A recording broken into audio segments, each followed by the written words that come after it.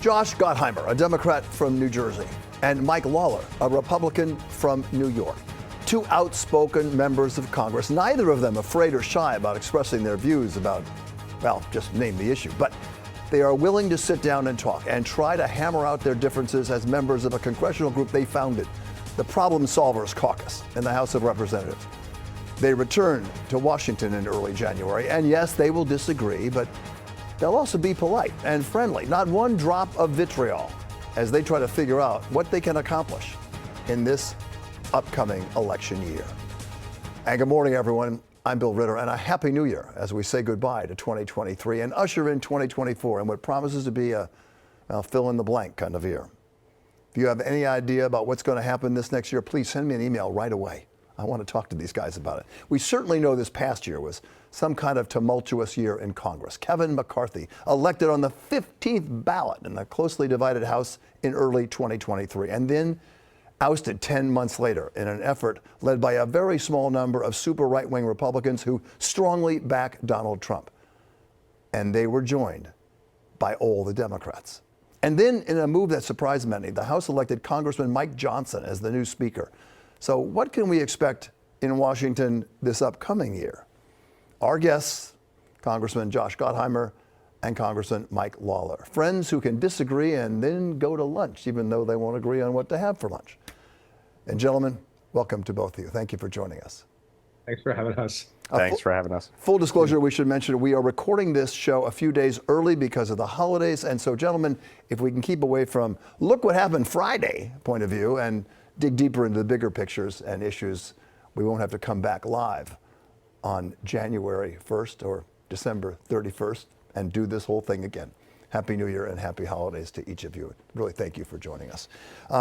Let's start with the big picture. And I say this with all due respect, and we've had you on before. The feedback is tremendous because you both get along, and yet you disagree profoundly sometimes on issues. How does it feel after being here for a year for you, Mike? How does it feel having a friend, because you guys are friends, and a colleague be on the other side of the aisle? Mike, let me start with you. Well, listen, I first and foremost, it's been a great opportunity to serve in Congress, and I want to thank my constituents for affording me that opportunity. I'm proud of the work that we've been able to accomplish this year. I got my first bill passed with the NDAA to create the special envoy for the Abraham Accords. So there's been a lot of work, despite the chaos, despite some of the infighting. We actually have gotten a lot of things done, including passing the Fiscal Responsibility Act, which saved taxpayers $2.1 trillion over the next 6 years. A lot of work ahead. But the reality is, in a divided government, you need to be able to work across the aisle. And Josh and I have been able to do that as colleagues and as friends and work together on a number of key initiatives, legislation, especially pertaining to Israel and anti-Semitism, but to work together on congestion pricing and SALT.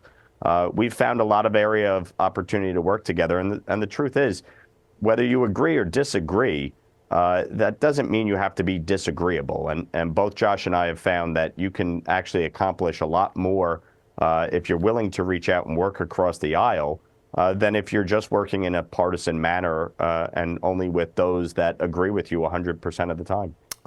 Congressman Gottheimer, there are a lot of people on your party that would say, okay, that's all very good, but they blocked a lot of stuff too.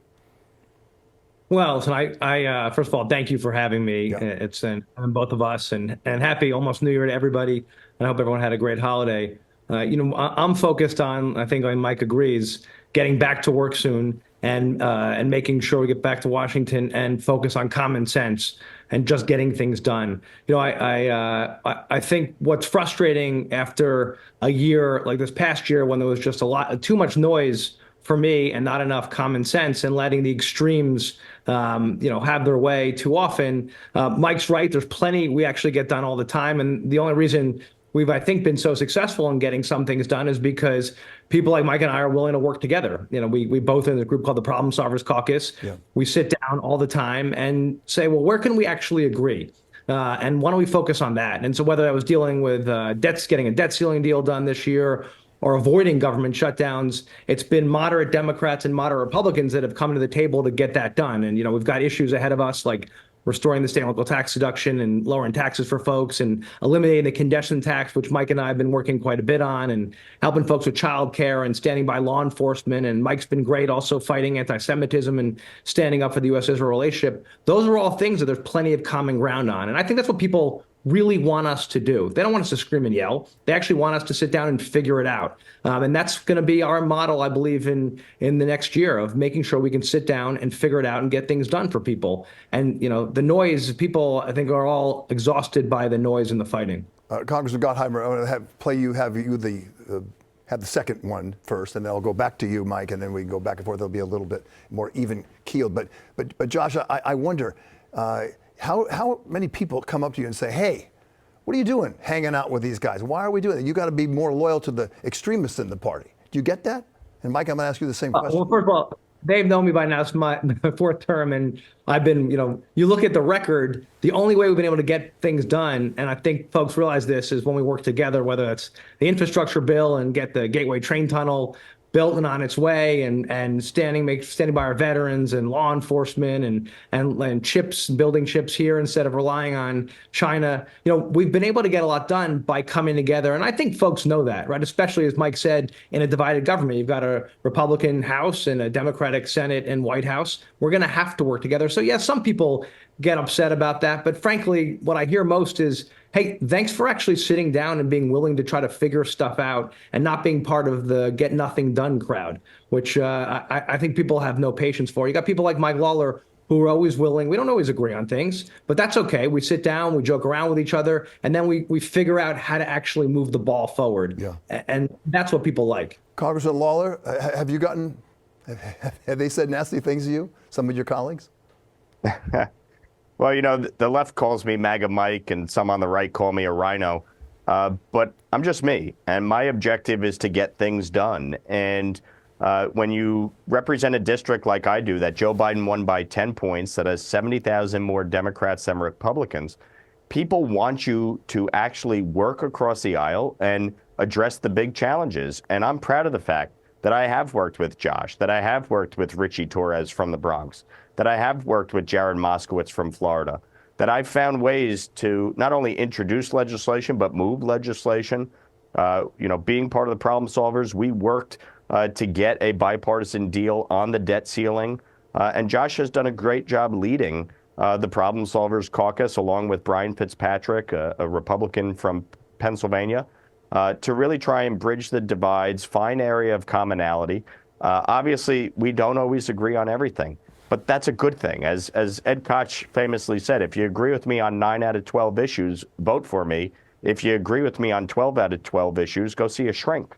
And that's the truth. I mean, we have to be able to have robust public debate, and we have to be able to find compromise. Right. Sometimes you're gonna stick by your guns, but at the end of the day, if we want to get major things done in this country, it requires both parties working together. And can I just say, go one ahead. thing?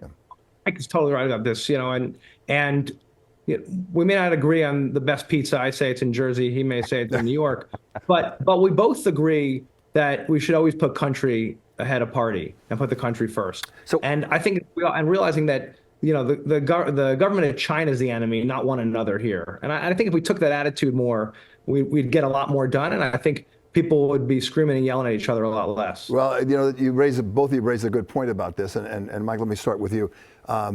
There are just so many extremists that are getting all the play. The 10%, let's say, on each side. We see it not just in the Congress and Senate here in the United States. You're seeing it right now in the Middle East.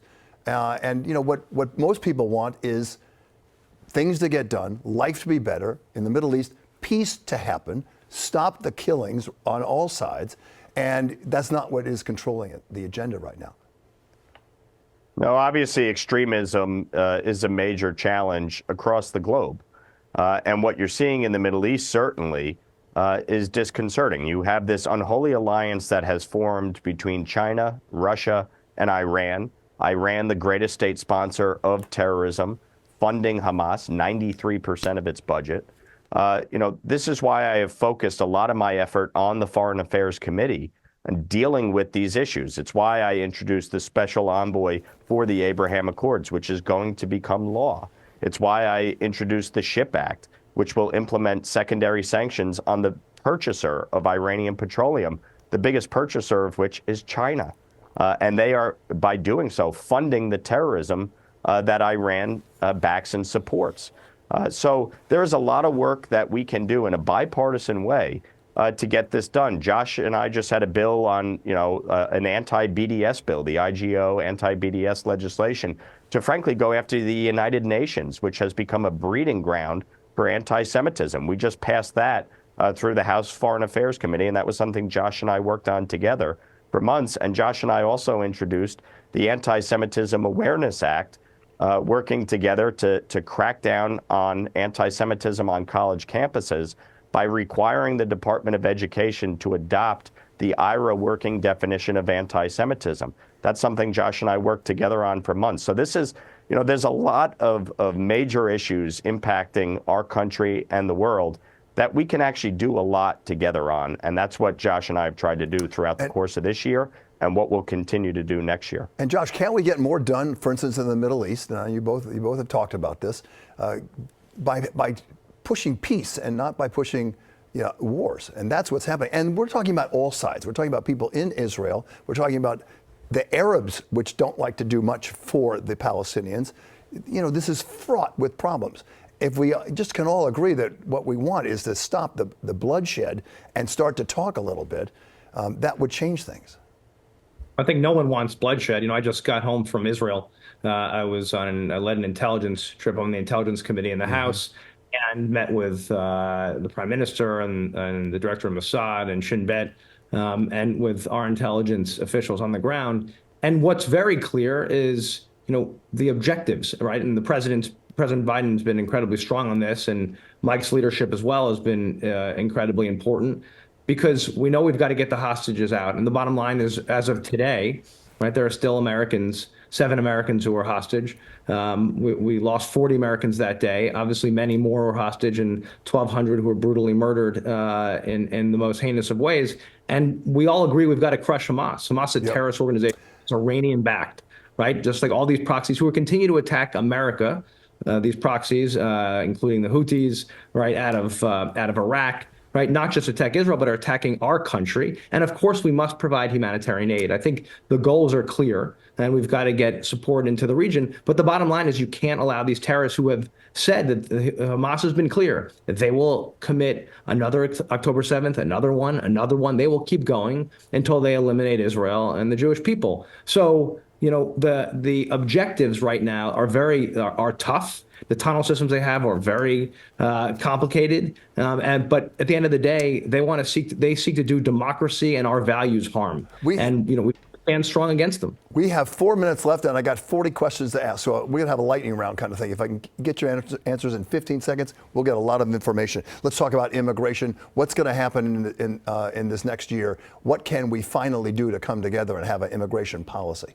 We'll start with you, Mike.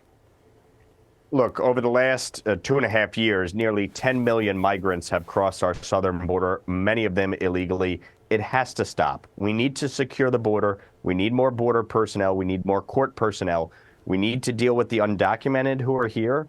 And we need to fix our broken legal immigration system to make it a much more merit-based system that fits our economic needs. We have a shortage of doctors, engineers, nurses. So there's a lot we have to focus on. I'm all for fixing our immigration system, but we have to secure the border. The president needs to work with us on that. It has to happen now. And I predict that the way we get funding for Ukraine, Israel, Taiwan will be through a deal where we get immigration reform for tough borders to live up to our values, to make sure we have better processing. Obviously, we need to make sure we address it. As the Homeland Secretary, Security Secretary has said, we've got to deal with the issue as Mike outlined. But we're going to have to do it in a bipartisan way. It's the only way you're going to get something done. So Mike and I and others in the problem solvers are working on that now. And I'm optimistic we get that done in the beginning of the year, a package deal. Okay, Josh, let me continue on with you because I know you've talked about this a lot, and so has Mike. Bring back the SALT deductions. Where does that stand in Congress? And we've gotten it out of the House and Congress 4 times, and it keeps falling in the Senate. Yeah. We've got to restore this and bring some more affordability to folks and get taxes down. Yeah. So Mike and I agree on this. I'm hoping this Congress, Mike, we can get this out of the House. I know Mike and I want to get this done. It has to. And by the way, if we don't get it done, this thing will come back. Though it gets fully restored in 2 years, I'd like to get people tax relief back now. So it's going to be a huge push when we get back. 15 seconds for you, Mr. Lawler. It's my top priority. The first bill I introduced would double the cap on SALT for married couples.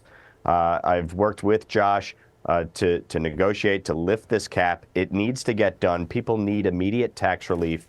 Yes, it expires in 2025, but people are hurting now. It is my top priority. I will continue to fight to get this done. Like it. Lawler wants lower taxes. I like it. There you go. We're together on that. Very soon. I want to talk about a political issue, and we're going into presidential year. I'm assuming that neither one of you is going to be embracing yourself to the member of your party that is running for president. Is that accurate, Mike Lawler?